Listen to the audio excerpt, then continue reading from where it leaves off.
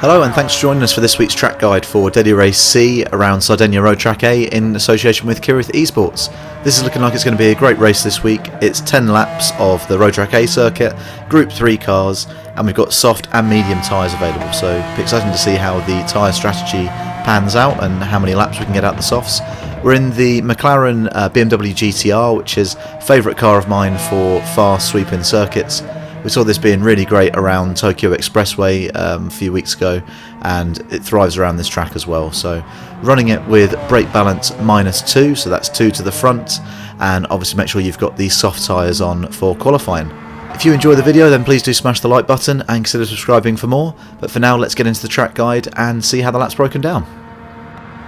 So as we come around to start the lap here, one thing that is worth mentioning about this car is that there's a couple of very tight corners where you really want to get off the brake to let the car rotate for the final part, so I'll point out where that's happening, but bear that in mind.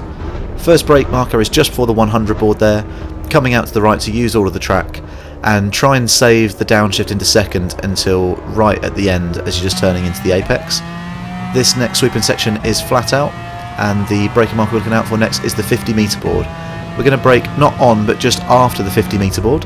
not using full brake for too long, steadily down the gears into third, and then a little burst of power here in between. Make sure you get over to the left half of the track, dab a brake down to second, and try not to catch too much of that curb on the right hand side there, because that will unsettle the car and you won't be able to get exit. Next brake marker we're looking for here is the blue PlayStation board just after the 50 metre board, so I'm braking in between the two PlayStation boards there, down to third, and this is definitely a corner where you want to get on the power nice and early, so ideally you want to get just 2 tyres onto that little grey curb on the inside left that I was next to, but make sure that you're getting tight to that left wall so you can get on the power nice and soon. This next corner coming up is one of those that I mentioned about you're going to need to get off the brake to help with the final bit of rotation. So we're looking out for the 100 board, braking just before it, braking in a straight line down to second, turn in just before this final shadow on the entry into the corner, and then you see you're feeding the power in quite early there, pretty much as soon as you're at the apex. Tricky section coming up here, but if you can nail this you're going to gain loads of time, so make sure you get your car all the way over to the left hand side,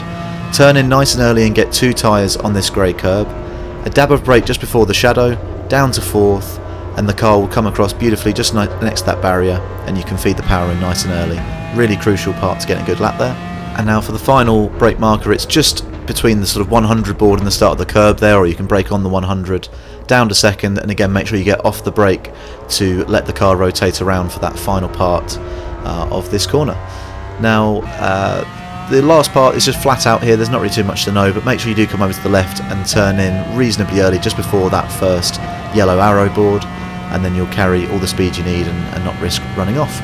That lap overall was good enough for a 1:39.190, and definitely could get a 1:38 if I persisted a little bit, so hope that's been helpful. As we said, please do drop a like if you enjoyed the video, and I'll leave you now with the lap guide to play out at full speed.